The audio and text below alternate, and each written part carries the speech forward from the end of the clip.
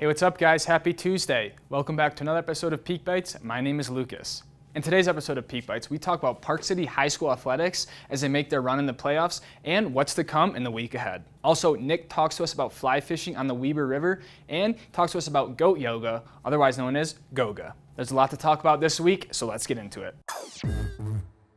Park City Miners men's soccer team had their first round of playoffs as they took on Cedar City from Southern Utah. In a must-win situation, the Miners were in control of the game pretty much for the entire time. Although the game was tied 1-1 in the early stages, the Miners opened up the floodgates rather quickly and started scoring goals on top of goals. The Miners eventually came out on top 5-1, moving them into the next round of playoffs, where they faced much tougher competition from Mountain Crest.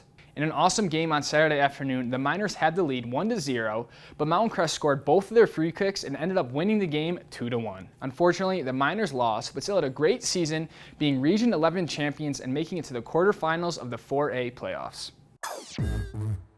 The Park City Miners men's lacrosse team faced off against the #1 team in the state, the Brighton Bengals. The Miners were ranked #2 in the state, so this matchup was highly anticipated under the lights and cold temperatures. Brighton started off strong with an intense fan section and an absurd amount of energy from their bench. The Bengals were actually leading the game 6-3 at halftime, and the Miners were definitely feeling pressure, but they never quit. The Miners were much more fired up after half and came out swinging. Brighton looked flat after halftime and seemed like they peaked a little bit too early in the game, and the Miners slowly started to come back. Dylan Bauer, the John Hopkins recruit, had an amazing game, putting up 4 goals and 2 assists. Bauer led the Miners to come out on top 10-8 at the end of regulation, beating the #1 team in the state and closing out their regular season play. We wish the Miners the best of luck as they start their playoff run, going in as the #1 team in the state.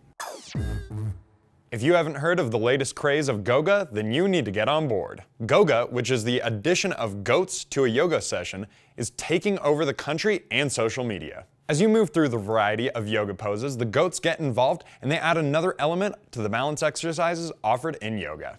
Many also say that the goats add an element of animal therapy as you play, laugh, and interact with all the goats. Others also say that the goats add a massage-like quality as they trot up and down your back throughout the session. If this is your idea of the perfect combination between whimsy and exercise, then you are in luck. You can go ahead and hop online and visit utahgogaguys.com to see an upcoming schedule of all their sessions. Attention all sportsmen. If you have been looking for a fantastic spot to fly fish, then you are in luck. The lower Weber River in Weber Canyon is waiting for you to visit. This area is a great spot to hit up almost any time of the year and features a fairly low volume of traffic as well. This section of the Weber offers chances to catch a variety of trout, including some decently sized brown trout. The river also offers great opportunity for differently skilled angles and offers spots to cast from the edge of the river, as well as great spots for wading in as well. You can get access to this section from a variety of spots located all along the I-84 freeway just through the Weber Canyon. And we hope to see all of you out casting this spring and summer.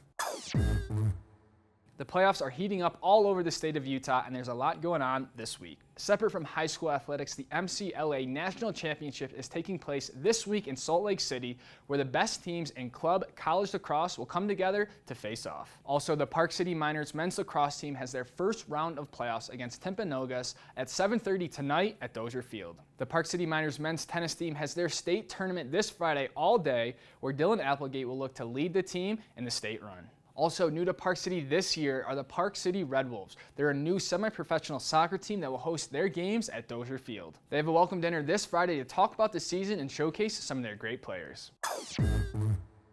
Thank you so very much for watching this episode of Peak Bytes, and we'll be back with more of your favorite web show this Thursday.